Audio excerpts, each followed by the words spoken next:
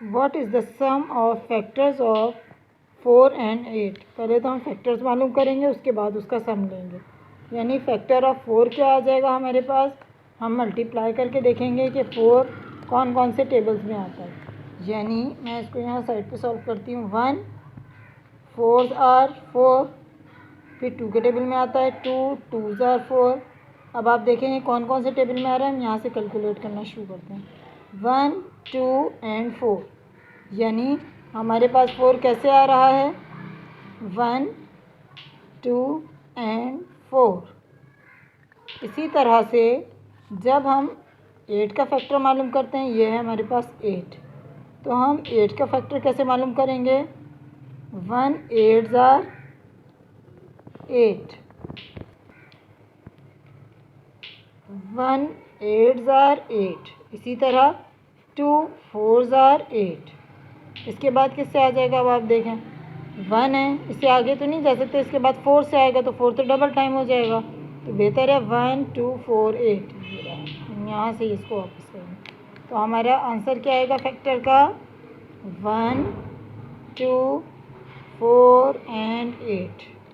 अब बात की जा रही है सम ऑफ फैक्टर। सबसे पहले तो हम कॉमन फैक्टर निकालते हैं।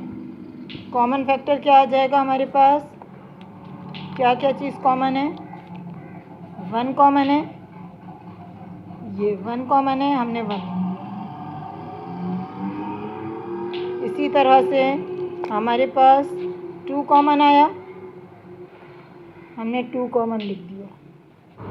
और इसी तरह से फिर हमारे पास एक और चीज़ कॉमन आ रही है, वो है 4।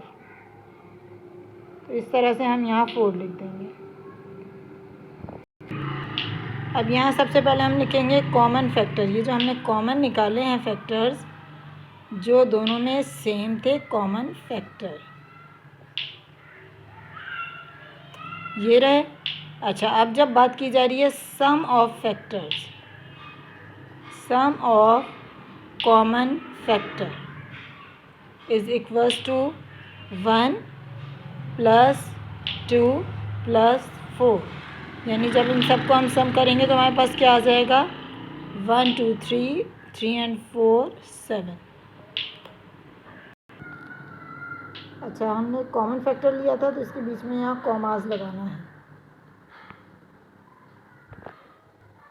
अच्छा, अब नेक्स्ट क्वेश्चन है हमारे पास, what is the sum of all the common factors of 4 and 24।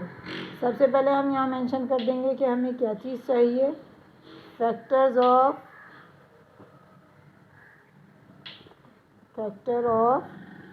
4, और नेक्स्ट इज फैक्टर ऑफ 24। 2 पे तो एहतियातन में लगा देती हूँ कॉमास। इसके बाद कॉमन फैक्टर मालूम करना है, वो भी हम साथ में लिख लेते हैं। Common sum of common factor, तो इसके बाद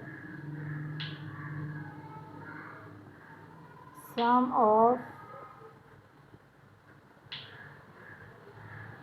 कॉमन फैक्टर।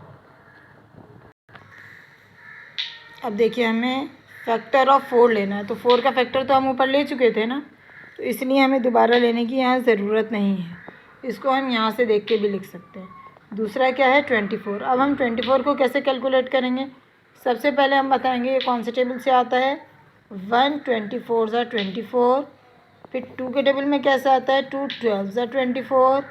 इसी तरह नेक्स्ट वन क्या है, 3 8 are 24, और उसके बाद 4 6 are 24।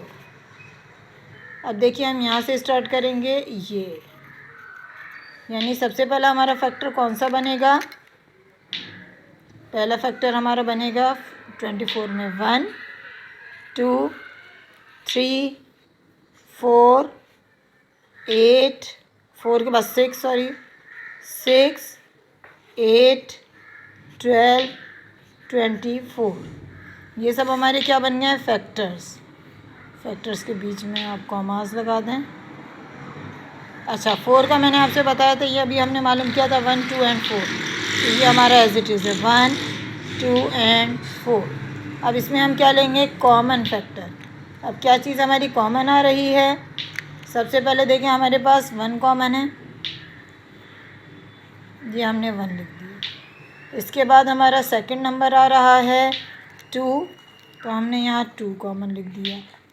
और उसके बाद नेक्स्ट वन इज़ 4, यानी देखा जाए तो हमारे पास सिर्फ ये 3 फैक्टर्स बने, ठीक है। और अब हम इसका ये देखें, 2 और 2 सेम था तो ये रहा 2।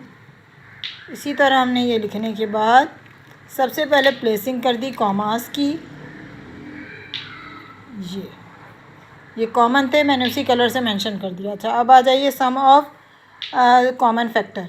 अब इन सब का सम लेना है, तो यानी 1 + 2 + 4, तो यानी सम क्या निकलेगा हमारे पास, 1 और 3, 3 एंड 4 7। वो तो 4